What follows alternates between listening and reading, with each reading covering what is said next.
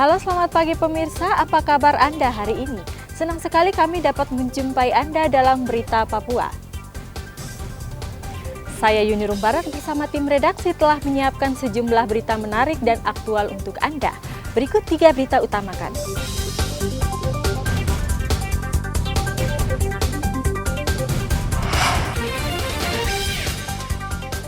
Ratusan tenaga honorer di Kepulauan Yapen, Papua kembali unjuk rasa. Kantor Badan Kepegawaian Daerah pun dilempari batu. Bahas kemajuan Papua, Wakil Presiden Ma'ruf Amin berdialog dengan tokoh agama dan pengusaha lokal. Harga cabai rawit di Mimika masih mahal.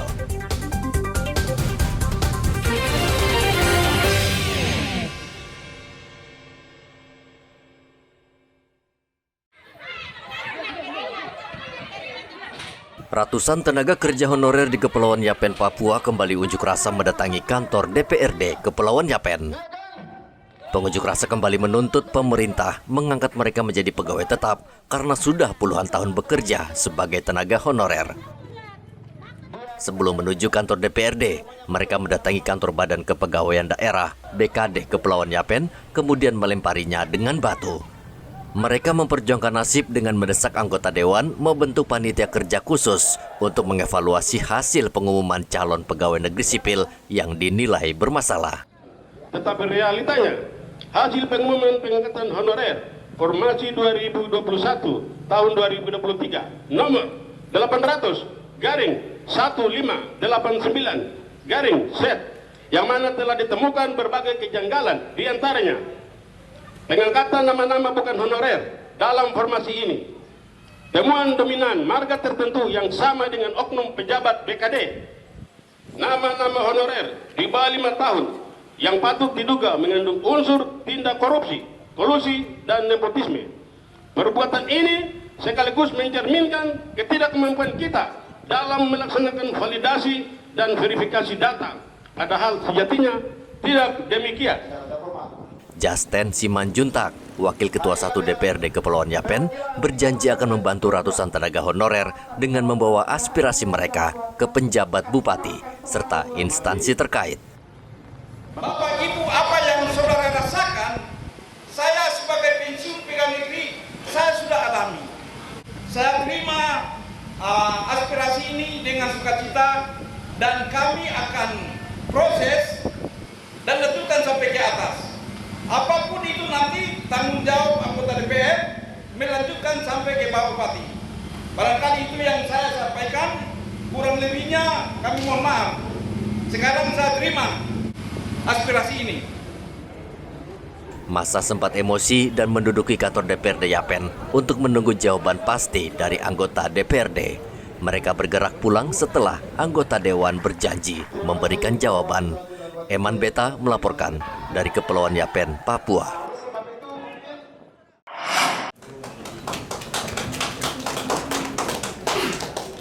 Wakil Presiden Ma'ruf Amin bertemu dengan tokoh agama dan pegiat hak asasi manusia. Dalam pertemuan yang berlangsung di lantai 4 kantor gubernur, Wakil Presiden didampingi Menteri Kesehatan Budi Gunadi Sadikin dan Wakil Menteri Dalam Negeri John Wempi Wetipo. Para tokoh agama mengusulkan dibentuk pengadilan hak asasi manusia di bumi Cendrawasih. Herman Saud, salah satu tokoh agama, mengatakan kehadiran pengadilan HAM di Jayapura menunjukkan negara hadir dan menyelesaikan persoalan HAM yang terjadi di Papua. Pengadilan itu kantornya ya sebaiknya di Papua di sinilah. Seringkali ada ketakutan yang tidak benar juga. Oh gitu. Kalau bilang wah nanti kalau di Papua sini keamanan tidak dijamin, lalu polisi tentara yang banyak sini untuk apa kerja? Hal-hal sederhana tetapi selalu dipersoalkan berat-berat, padahal menurut hemat saya tidak ada soal sama sekali. Ya pengadilan HAM artinya yang selama ini kan Harus di luar begitu. luar gitu. Pengadilan HAM menurut tokoh agama akan memberikan rasa keadilan bagi warga di Papua. Terjadi kasus HAM, hendaknya supaya masyarakat di sini juga merasa puas dan juga merasa terbuka. Mungkin kiranya ada pengadilan HAM itu berada di wilayah Papua, terutama di kota Jayapura ini. Wakil Presiden Ma'ruf Amin berjanji akan membahas aspirasi mereka dengan pihak terkait. Itu nanti kita koordinasikan dengan pihak terkait ya dalam soal penyelenggaraan pengadilan saya. Wakil Presiden Ma'ruf Amin berkantor di Jayapura, Papua untuk berdialog dengan aktivis HAM, pengusaha lokal, tokoh agama, hingga olahragawan untuk mendengar aspirasi mereka dan memastikan percepatan pembangunan otonomi khusus Papua. Hendra melaporkan dari kota Jayapura, Papua.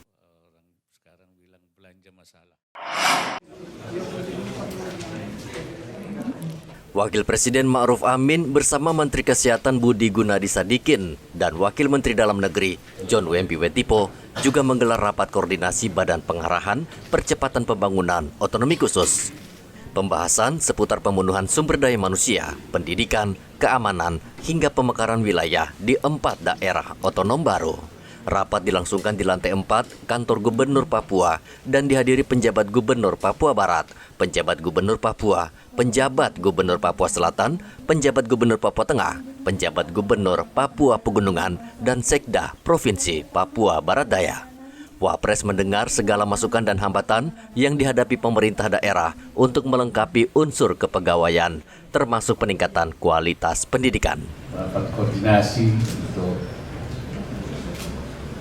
percepatan sarana prasarana terutama di OB dan masalah hambatan-hambatan yang dihadapi oleh pemerintah daerah dan juga dalam rangka membangun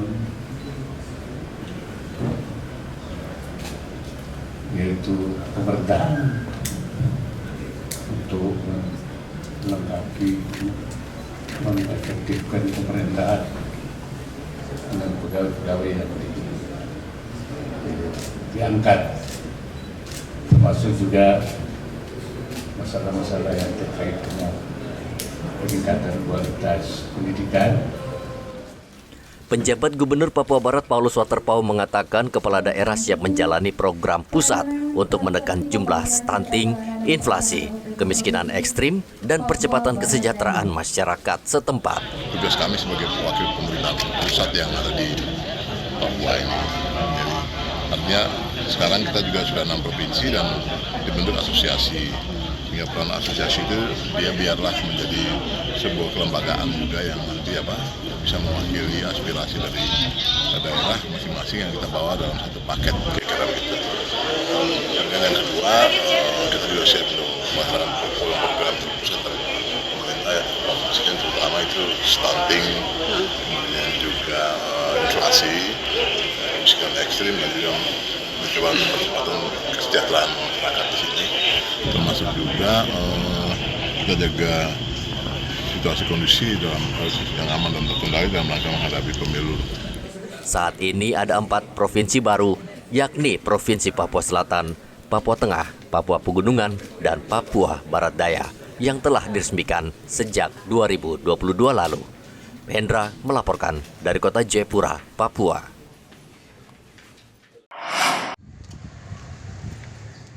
Wakil Presiden Ma'ruf Amin dijadwalkan tiba di Merauke pada hari ini. Wapres diperkirakan tiba sekitar pukul 2:30 siang dari Wamena dan direncanakan berkunjung ke Kampung Salor di Distrik Kurik. Namun karena jalan ke lokasi rusak, Ma'ruf Amin akan menggunakan helikopter.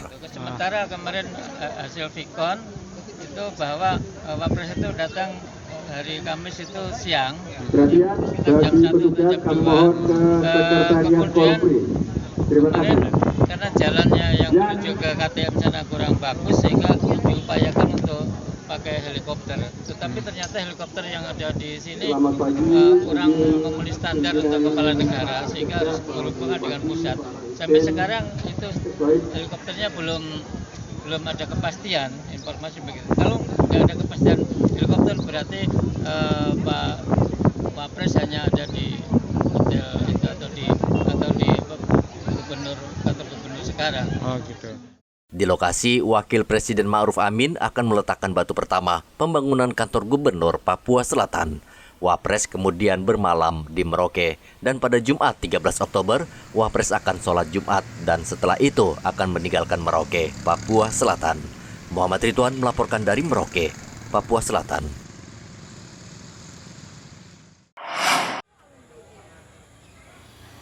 Harga cabai rawit di Mimika, Papua Tengah saat ini masih mahal, terutama cabai rawit lokal. Harga cabai rawit lokal Mimika saat ini berkisar Rp80.000 per kilogram, terpaut Rp5.000 dibanding harga cabai rawit dari luar Mimika sebesar Rp75.000 per kilogram. Sedangkan harga cabai merah keriting Rp60.000 per kilogram dan untuk cabai merah besar Rp45.000 per kilogram. Sebagian besar cabai yang dijual di pasar sentral didatangkan dari Makassar. Permintaan cabai asal Makassar sangat tinggi karena cabai rawit lokal harganya masih tinggi. Sudah 2 hari. Untuk cabai rawit ya? Kiriman dari Makassar. Kalau lokal 8. Kemarin 2 hari lah. Kalau ada harganya lebih murah. Oh, kemarin sempat tinggi juga? Mahal. Kemarin sampai 90 tuh. Kalau ada kiriman ya. Nikah gini. Kalau nggak ada kiriman mah 60 itu. Akan harga umum gitu. Harga cabai rawit lokal ini semakin tinggi di tingkat pengecer, bahkan bisa mencapai Rp100.000 per kilogram. Selama pasokan tidak banyak, harga cabai lokal akan sulit bersaing dengan cabai dari daerah lain seperti Makassar. Igo Batmomolin melaporkan dari Mimika, Papua Tengah.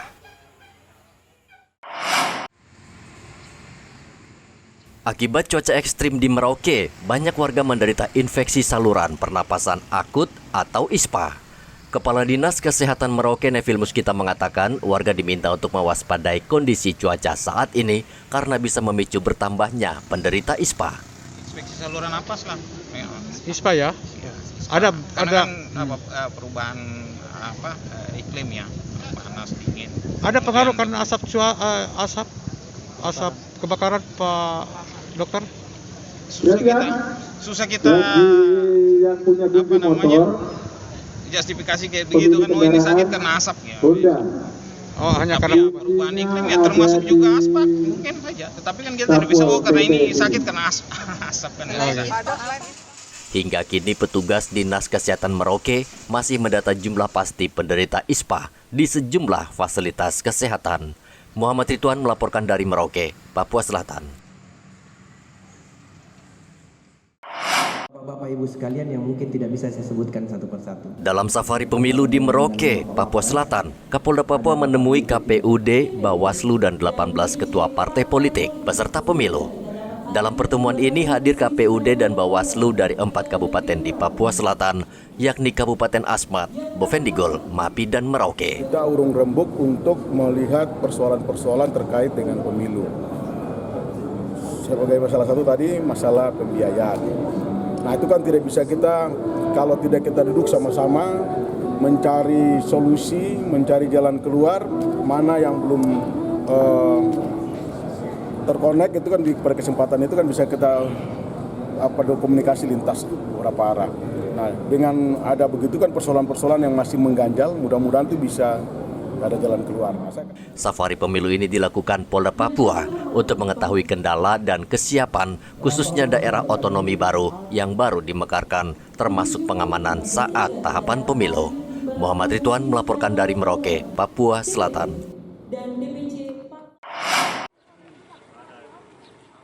Merayakan ulang tahun ke-78 TNI, Satgas Yonif 411 Kostrad menggelar bakti sosial di Kabupaten Duga, Papua Pegunungan. Ratusan paket sembako, pakaian, serta permen dibagikan kepada warga yang melintas di depan posko Satgas.